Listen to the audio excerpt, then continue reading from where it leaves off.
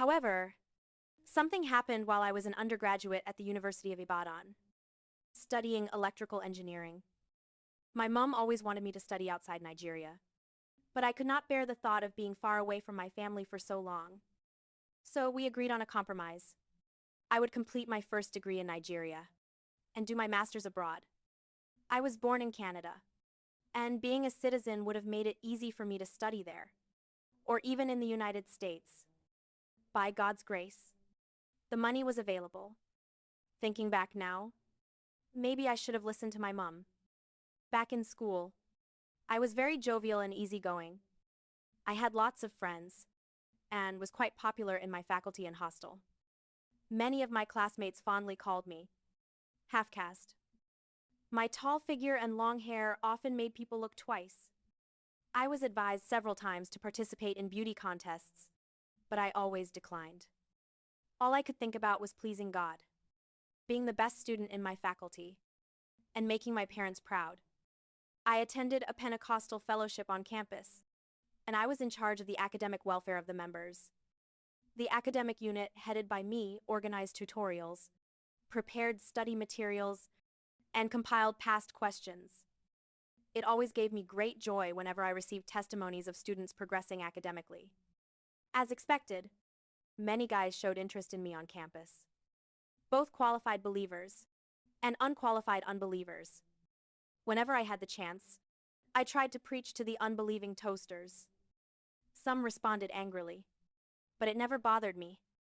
Among the few qualified brothers, two caught my attention. They loved the work of the Lord and were zealous about the things of God. But I suppose only God in heaven truly knows those who serve him. I started praying about my marital life immediately after secondary school. I always asked God to lead and direct me in choosing a life partner. It was my utmost desire never to have an ex-boyfriend or fiancé. I hoped my husband would be the first and the last man I would ever court. Brother Phillips and Brother Samuel were the two brothers I found interesting in the fellowship. Brother Phillips was the treasurer, while Brother Samuel was the assistant Bible study secretary.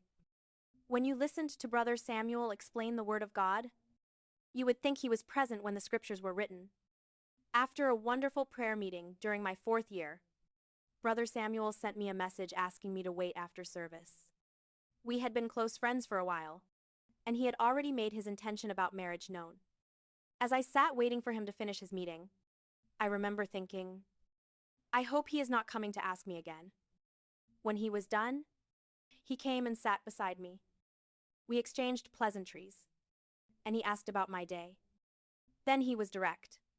How far with our discussion? He asked. I pretended not to understand. He told me plainly that he loved me, that I was the flower he needed in his life.